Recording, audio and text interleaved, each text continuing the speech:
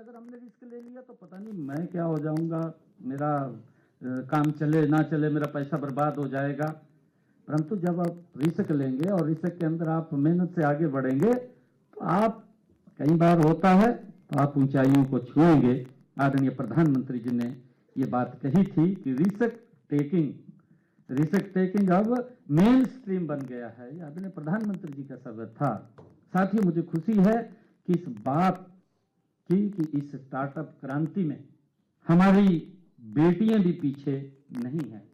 मैंने जिक्र किया था अभी, हमारे एक देवेंद्र जी बैठे हैं, देवेंद्र जी ने बात कही कि बेटियों की संख्या कम है, और मैंने कहा था कि हमारी बेटियां 50% स्टार्टअप्स के अंदर आ रही हैं। इसके लिए हमने पूरी व्यवस्था की है ताकि हमारी बेटियां आगे बढ़ सके। और प्रधानमंत्री जी का जो एक विजन है, महिलाओं को सशक्त करना, मजबूत करना, पिछले 11 वर्षों के अंदर अगर आप लोग देखेंगे, हमारी बेटियां ही हैं जो राफेल जैसे जहाज को उड़ाने का काम कर रही हैं।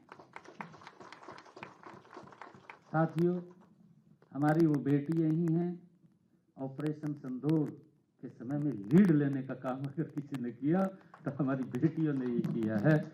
आदरणीय प्रधानमंत्री जी का जो एक सोच है कि बेटियों को आगे बढ़ाया जाए, उनको सशक्त किया जाए, मजबूत किया जाए, ये एक क्षेत्र में नहीं है।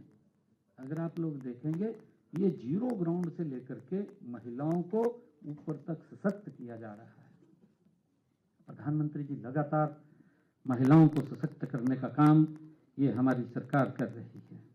साथियों, हरियाणा सरकार भी महिला उद्यमियों को हर कदम पर सहयोग देने के लिए हमारी सरकार प्रतिबद्ध है। साथियों, मुझे खुशी है, हमारे शास्त्रों में भी, मैं आपको बताना चाहूंगा कि हमारे शास्त्रों में भी कहा गया है कि उद्मेन ही सिद्धति कार्याणि न मनोरथे। साथियों, कार्य उद्यम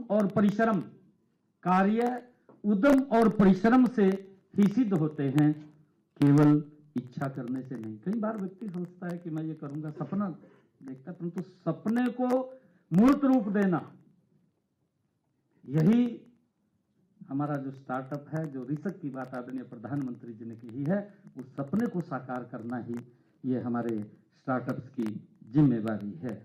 साथियों, आप सभी ने आज जो यहाँ पर बेबाकी से अपने विचार रखे हैं, जो नवाचार आपने किया है, वह नए भारत की पहचान है। आदरणीय प्रधानमंत्री जी की जो सोच है, 2047 का संकल्प आदरणीय मोदी जी ने लिया है। मोदी जी की सोच है कि भारत 2047 में ये दुनिया का प्रतिनिधित्व करेगा, और जब दुनिया का प्रतिनिधित्व करेगा तो उस विकसित भारत के अंदर आप जो लोग यहाँ बैठे हैं, आपकी महत्वपूर्ण भूमिका उसके अंदर होगी। आने वाली पीढ़ियां भी उसको पर गर्व करेंगी।